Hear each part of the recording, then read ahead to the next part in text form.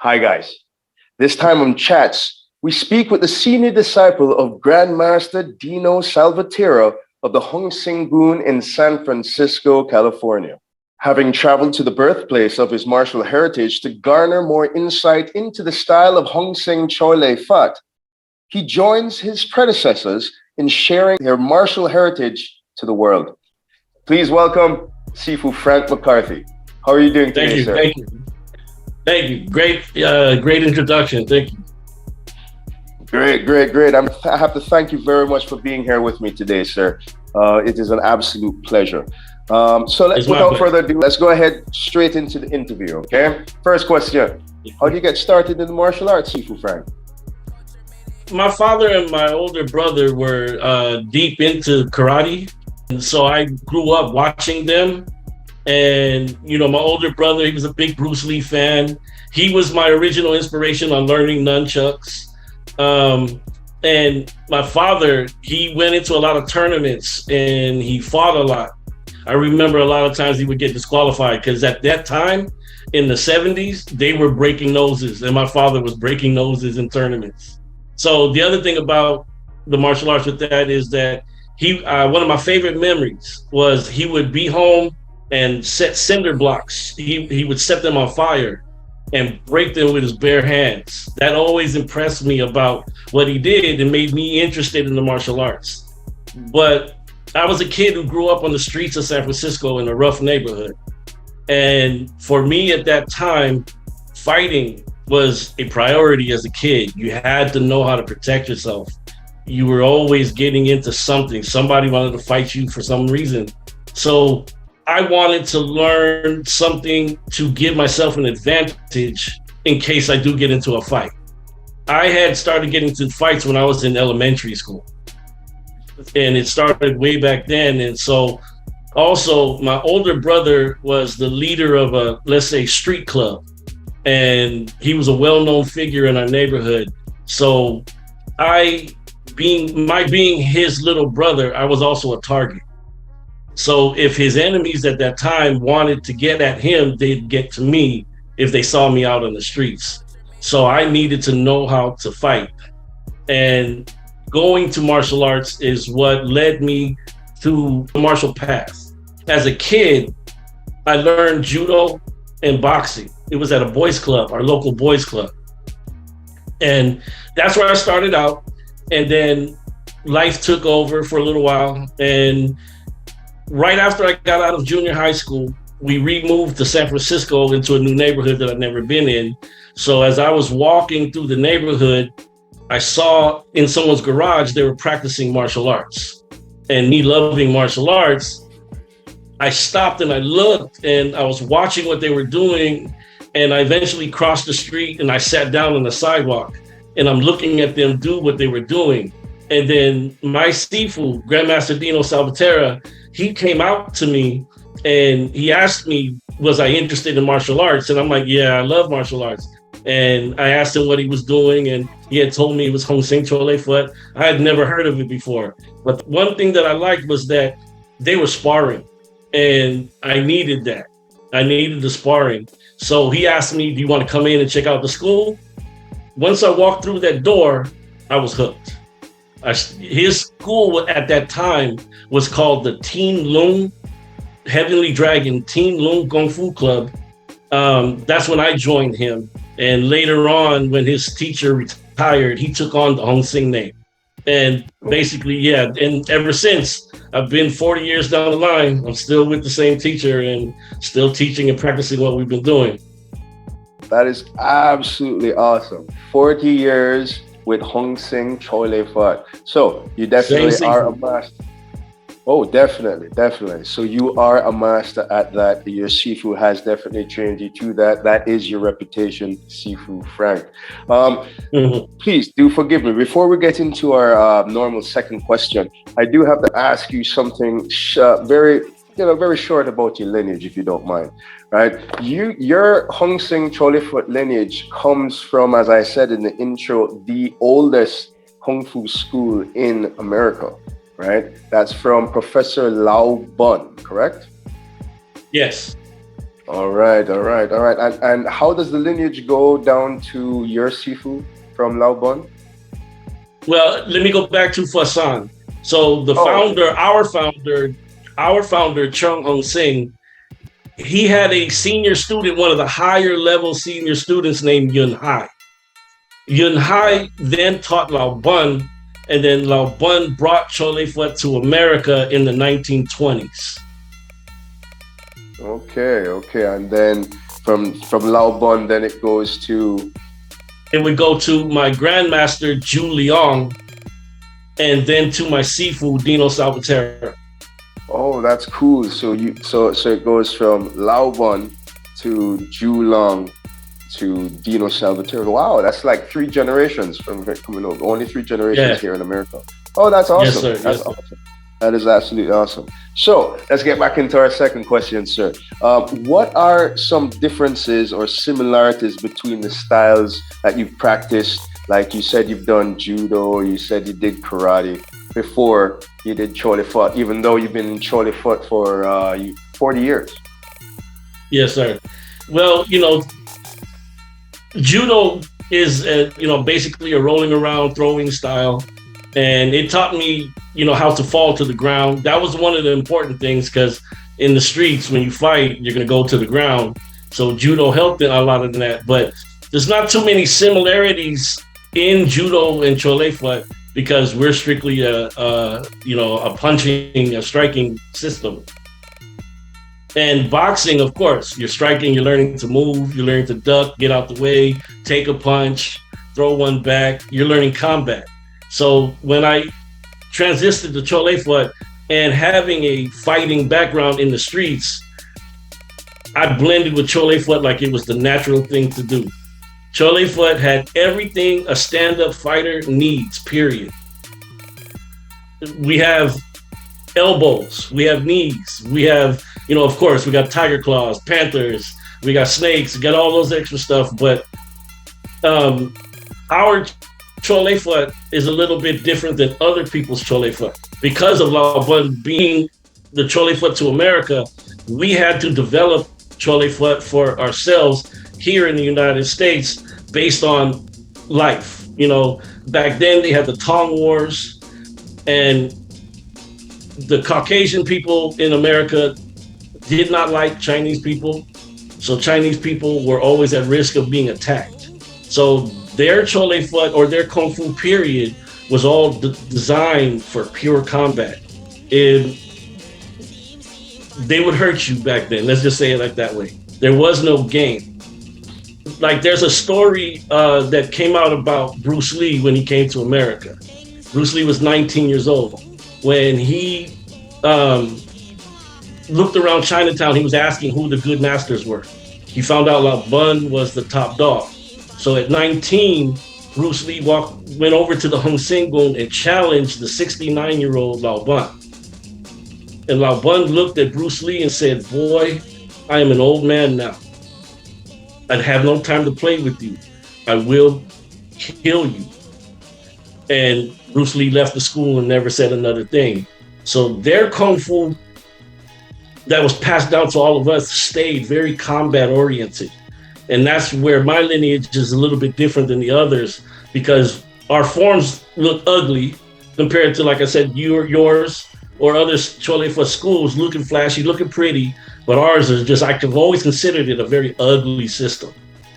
But when people see us do our forms, they say to us all the time, they say to me all the time, "You guys look like you're actually fighting." And that's because when we do our forms, we are fighting. We're every move, everything, we have a purpose. It's just never empty, and when we perform our forms, we see a partner or an enemy in front of us. And when we block and we do something, we're really blocking. And when we kick, we're really kicking. And when we tiger claw, we're just not throwing a tiger claw out. We're mindset. It's all in the mindset about when you go and you tiger claw, you're really thinking of ripping into his flesh and doing what you have to do. Those techniques are always going to be at the last resort, if you have to use it. But if you don't train it with the mindset, it's no good. It's true. It's true. It goes back to the old saying: if you don't have ye behind your action is empty. Yeah, yeah. That's another thing I talk about intent. You have to have intent behind your techniques. Nice. Awesome answer, Sifu Frank. Let's go ahead and continue with our interview right about now. The next question, which is, in your opinion, what do you think is the hardest part of developing one's Kung Fu? The one thing I've learned for myself and like teaching others is how do you make Kung Fu for you? When it's passed down to you, it's passed down from somebody who's already practiced, who's already done it for years and years and years.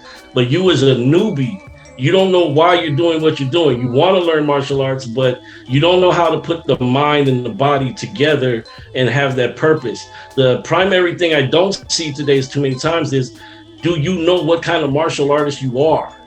You know, if you're going to do martial arts and you want to compete in forms, you have to go in that direction and do everything you can to be the best forms performer. But if you feel inside, I like the combat side of martial arts, then you have to go that route. You have to know, when you block a technique, you have to know if is it really going to be effective or am I just throwing my arm in the air? And that's why in my videos, in my channel, you see us do a lot of pad work. Because when I first started, I used to be the one to throw punches in the air all the time. But the first time I ever hit pads, it was embarrassing to me because it was like I threw everything I had, but then when it hit the pad, it went ding. And I'm like, oh my God, it sounded so weak. So from that point on, it was nothing but pad work. And that's where I tried to gear our Kung Fu for, because Kung Fu has gotten a bad name. Since the UFC, a lot of people badmouth Kung Fu. They call us dancers. They say we wear pretty pajamas. That's not true. We may wear nice outfits and we may look pretty in forms or competition or a demonstration. But I think along the way, people lost their combat roots. And when they started badmouthing Kung Fu, I couldn't do it. I couldn't go that way anymore. I needed to make sure that if I'm handing down my martial arts, my students need to know how to handle themselves. I have a philosophy that I pass down to them. How do I put it? Strive for peace, but train for war. It's very important. Some of my students are religious. I can tell them you can carry the Bible all around everywhere you want to go. You want to be a Bible preaching, that's fine. But if somebody's going to attack you, you have to handle yourself. You got to be able to protect yourself or your family. And that's where I believe that my Choy Fut lineage differs from other Choy Fut lineage because we've always been primarily combat. All right. And onward to the next question, Sifu Frank. If you could teach the new generation of martial artists only one thing, whether it be a technique or it could be a philosophy, what would it be? Kung Fu is something that when you lose, let's say we all come to a place in our life where everything falls down. Nothing is happening right. Your friends leave you, your girlfriend leaves you, your parents don't like you, nobody likes you. The one thing in this world you have left is your Kung Fu. If you go and practice your Kung Fu while you had a bad day, at the end of your training session, it's going to be a little bit easier. If you put in a good training session, nice and hard, sweating, punching hard, kicking hard, by the end of that session, you're going to feel like, okay, life isn't so bad. So that with knowing and owning your Kung Fu, like I said earlier, that most people don't understand the concept of owning your Kung Fu, how you would do something, not how he or she would do it. How would you do it? How is it going to matter for you? We're all different when it comes to body shapes. Some tall, some stocky, some short, some skinny. But Kung Fu doesn't work the same for every one of those persons.